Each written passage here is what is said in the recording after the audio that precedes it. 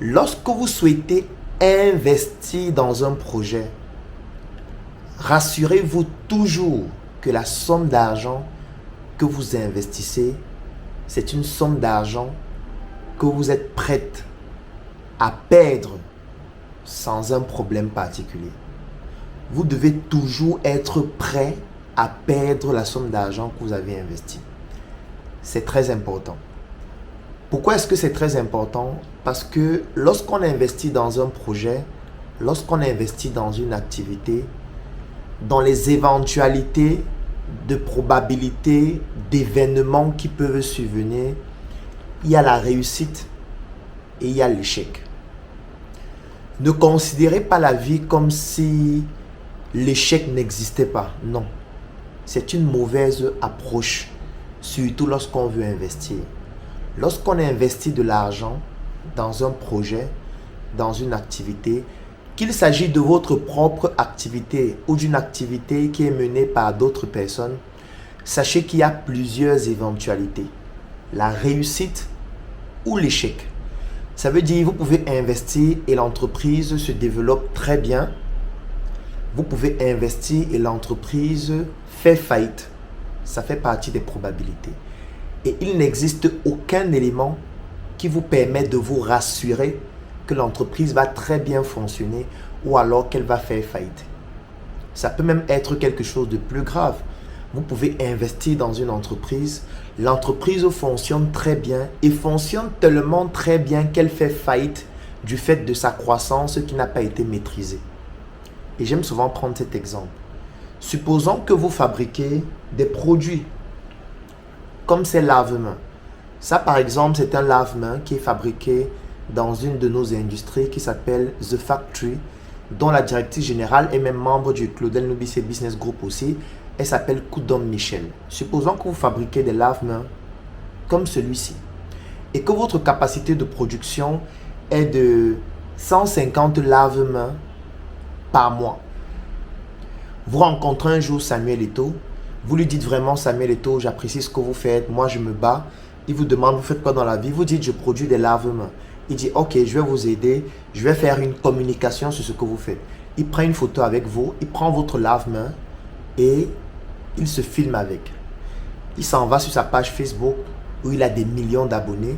Il fait une publication sur votre lave-main avec la photo avec vous, la photo où il tient votre lave-main, et dans la publication, il met votre numéro de téléphone, il met votre adresse. Ce qui va se passer, c'est quoi? C'est que dans les minutes qui vont suivre, dans les heures qui vont suivre, vous allez avoir des milliers de personnes qui vont vous appeler, qui vont vous écrire sur les réseaux sociaux, sur les messageries instantanées. Vous allez avoir des personnes qui vous font des mails en milliers. Pendant que vous seriez en train de décocher le premier appel, vous allez avoir 500 autres appels en absence. Quand vous seriez en train de répondre à une personne qui vous a écrit, vous allez voir 250 autres messages. Et quand vous allez répondre au premier, pendant que vous êtes en train de répondre au deuxième, le premier est en train de répondre. Quand vous partez répondre au premier, les troisièmes sont en train de se plaindre que ça fait 1 heure que je t'ai écrit. En fait, l'entreprise va disparaître. Pourquoi? Parce que vous avez été exposé médiatiquement à un public trop grand par rapport à votre capacité à pouvoir satisfaire le marché. Et dans ce cas de figure, l'entreprise va faire faillite, pas parce que le produit n'est pas bon, pas parce que l'entrepreneur est mauvais, mais parce que la croissance a été trop rapide par rapport à la capacité de l'entrepreneur et de l'entreprise à pouvoir surmonter ces challenges. Donc, vous pouvez investir dans une entreprise qui a une croissance tellement grande qu'elle n'arrive pas à maîtriser sa croissance et l'entreprise fait faillite. Vous devez considérer la faillite comme une éventualité qui peut arriver. C'est la raison pour laquelle, en investissant votre argent dans un projet, la probabilité que l'entreprise fasse faillite fait partie des options. C'est pour ça que vous devez toujours investir un montant que vous êtes prêt à perdre. C'est très, très important.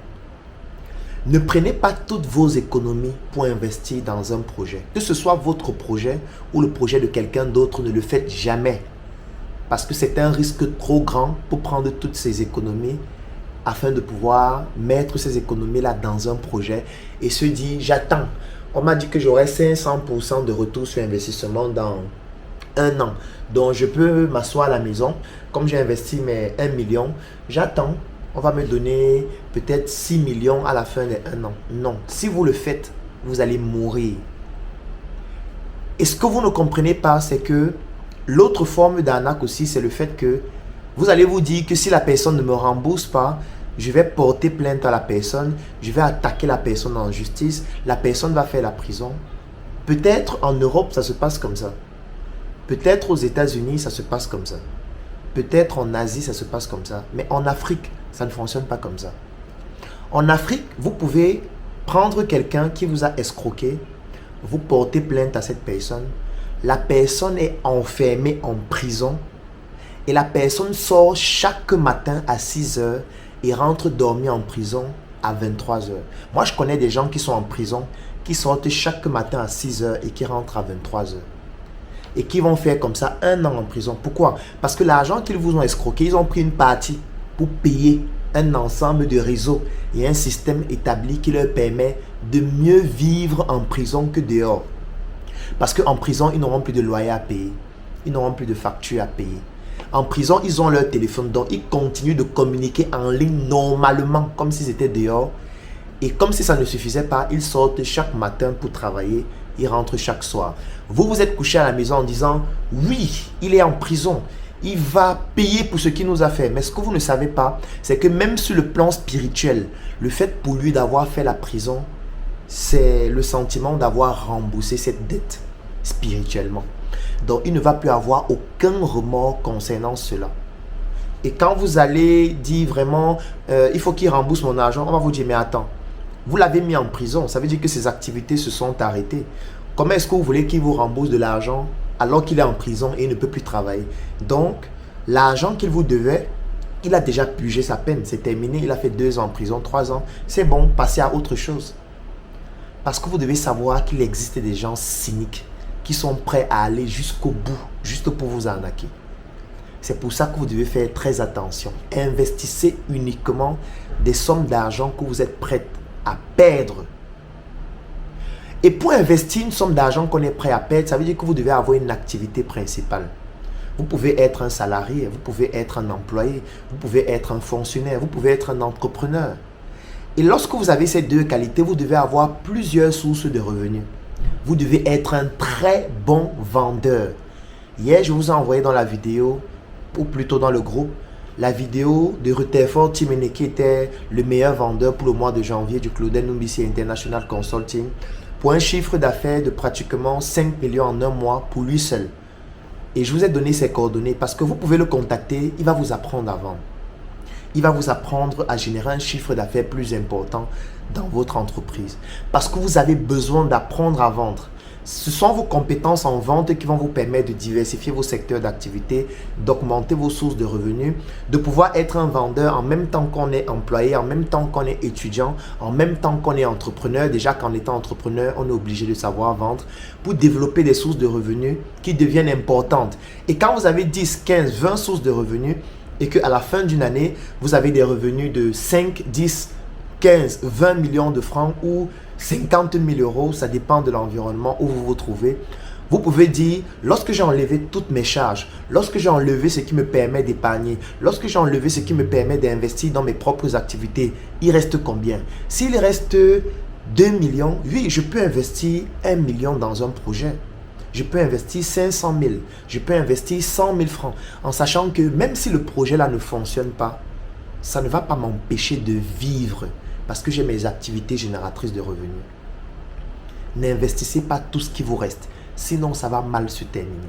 Le Business Group, c'est un groupe que nous avons créé qui est sur Telegram et qui bientôt sera disponible en application Android et iOS dans lequel je produis des chroniques chaque matin sur des thématiques business. Chaque week-end, tous les membres font du networking en partageant leurs opportunités, leurs affaires et leurs business. Et nous avons une tontine que nous faisons ensemble qui s'appelle la tontine structurelle africaine, qui permet à ce qu'on cotise de l'argent et puis on implémente des projets de grande envergure. Des projets dans le domaine de l'immobilier, de l'industrie, ainsi de suite. Donc voilà globalement ce que c'est. Ça coûte 10 000 francs par mois pour ceux qui veulent y adhérer. Et lorsque vous payez 12 mois, c'est-à-dire 120 000 francs, vous avez la possibilité d'être éligible pour faire la tontine avec les autres membres du groupe. Aujourd'hui, nous sommes à 800, peut-être 850 membres, et je pense ce matin. Donc voilà, globalement, c'est ça. Ok.